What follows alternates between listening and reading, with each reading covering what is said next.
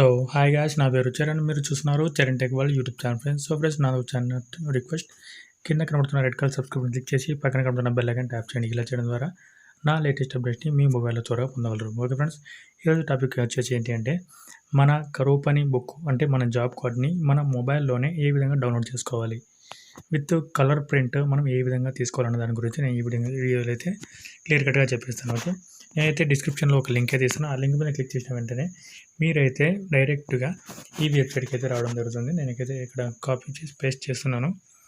Okay, నాకైతే కాస్త net అయితే స్లోగా ఉంది.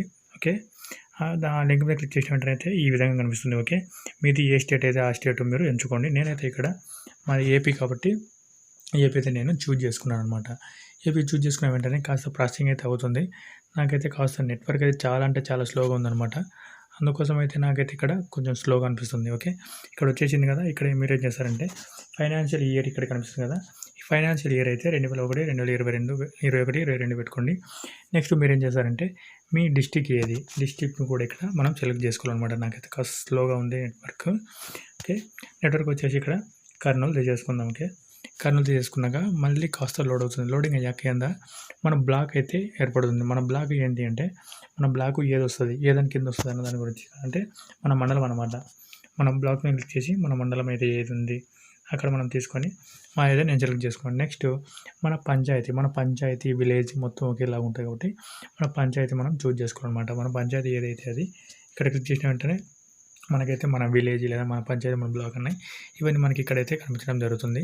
నాకైతే జస్ట్ ఇక్కడ కొంచెం స్క్రోలింగ్ అవుతుంది.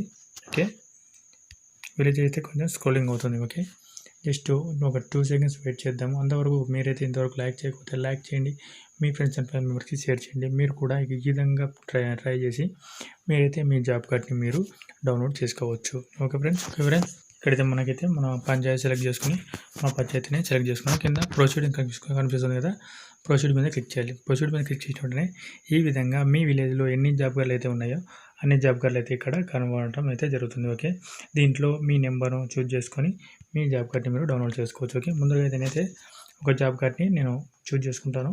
ఒక జాబ్ కార్డ్ నెంబర్ మీద అయితే నేను క్లిక్ చేశాను. జాబ్ కార్డ్ మీద క్లిక్ చేసిన వెంటనే మనకైతే ఈ విధంగా వచ్చింది. ఇక్కడ వరమయ్య అంట, మా ఎస్సీ కాలనీలో ఇక్కడ వరమయ్య అంట. ఇతనికి డేటా మళ్ళీ కార్డులో ఎంతమంది ఉన్నారు, వాళ్ళ జాబ్ కార్డులో ఎంతమంది ఉన్నారు అన్నది ఇక్కడ మనకు పూర్తిగా కనిపిస్తుంది.